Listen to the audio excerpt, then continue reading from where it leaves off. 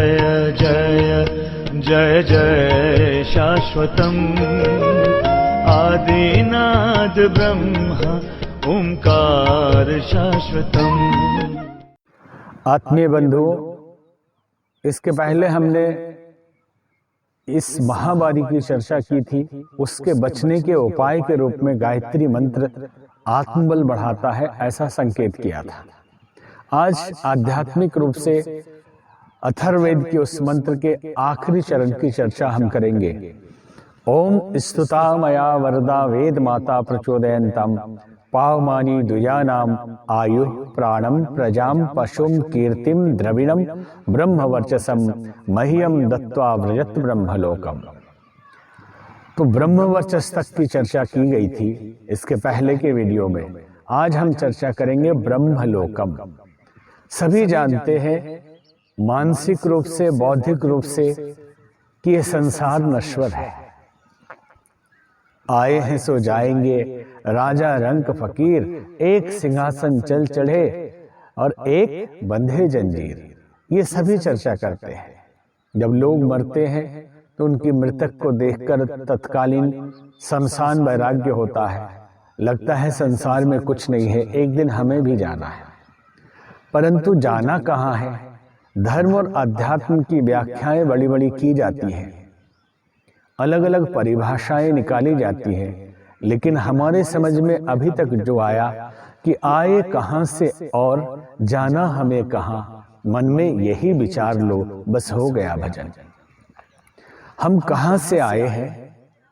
क्या हम शरीर हैं, हम मन हैं, हम प्राण हैं, हम विचार हैं, क्या है? तो समझ में आता है कि मन, प्राण, विचार, शरीर सब तो यही रह जाता है। और सदियों से हम देख रहे हैं कितने राजा महाराजा, गरीब, रंक, साधु, सन्यासी अवतार आए और चले गए। तो कहां से आते हैं और कहां चले जाते हैं? और इस धरती को ईश्वर ने निरुद्देश्य नहीं बनाया है। एक छोटी सी चीज को भी हम बनाते हैं तो किसी प्रयोजन के लिए बनाते हैं, किसी पर्पस के लिए बनाते हैं। और इतना बड़ा इंजीनियर, इतना बड़ा परमात्मा, जिन्होंने इतने बड़े ब्रह्मांड की रचना की है, तो बिना उद्देश्य के नहीं बनाया। और उसमें 84 लाख योनियों में सर्वश्रेष्ठ मनुष्य योनि को बनाया। तो मनुष्य बनाने के पीछे भी उनका कुछ उद्देश्य रहा होगा कि जब आत्मा मनुष्य के रूप में जाए तो उसका कुछ कर्तव्य है। तो उसे समझना कि हम यहाँ क्यों आए हैं और फिर कहाँ चले जाएंगे। तभी तो ठाकुर रामकृष्ण परमहंस और स्वामी विवेकानंद हमेशा गाया करते थे, मन चलो निज निकेतने, कि चल मन अपने देश में जाए, ये पराये देश में हमें रह के क्या करना। अब अपने देश में भी जाने के बीच में बहुत तरह की चीजें हैं। जब अपने देश का मतलब है आत्म तत्व में लीन होना, परमात्मा तत्व में लीन होना, और उसे ही ब्रह्मलोकम कहा जाता है।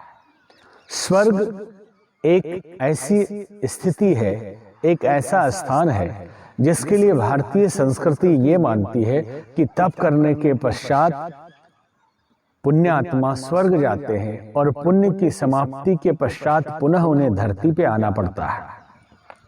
और जन्म जन्म वो तड़पते हैं मनुष्य योनि पाने के लिए, क्योंकि मनुष्य योनि ही कर्म योनि और भोग योनि है, जिसमें कर्मों का भोग भी हम भोगते हैं और नए शुभ कर्म करते हैं, नए पुण्य कर्म करते हैं। तो कोई भी साधु, सन्यासी, तपस्वी, विवेकशील ज्ञानी कभी भी स्वर्ग जाना नहीं चाहता।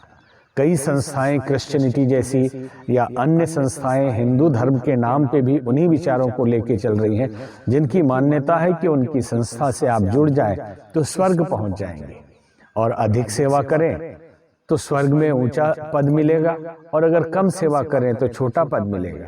तो कितनी बड़ी नादानी है कि उस स्वर्ग के लिए जहां पे परिकल्पना की जाती है कि केवल भोग विलास है, कोई यहाँ लहसुन प्याज भी ना खाए, कोई यहाँ पे शराब भी ना पिए, और यहाँ मौन रहे, घर से बना के ले जाके खाना खाए, इसलिए कि वहां जाके शराब पीने को मिलेगा स्वर्ग में।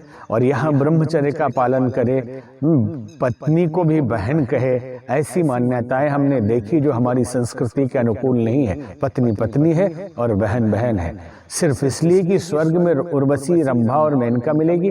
उन मुस्लिम कट्टरवादियों की तरह जो 72 हूरों के लिए यहाँ कत्ल करने से चूकते नहीं, हिंसा करने से बाज नहीं आते, लगभग वैसी ही मानसिकता है। लेकिन हमारी संस्कृति कहती है कि स्वर्ग एक स्थान है जहां जाया जाता है, क्रेडिट कार्ड लेके जाए, नौकरी छूट गई, पूरा पैसा खर्च कर दे, आने के बाद फिर नई नौकरी आप ढूंढते रहे।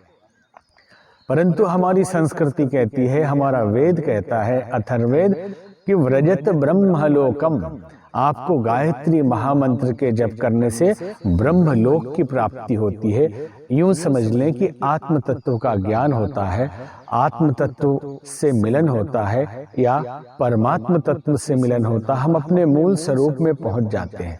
ईश्वर अंश जीव अविनाशी, ईश्वर का अंश है हर जीव, और जीव भूला हुआ है, और उस भूलने के कारण, इस माया के कारण, संसार के इस उलझनों के कारण मकड़ी की तरह अपना जाल फैलाता है और उसी में फंस के रह जाता है। तो इन जाल जंजालों से ऊपर उठकर आत्म स्वरूप को जो समझ गया, वही ब्रह्मलोकम है।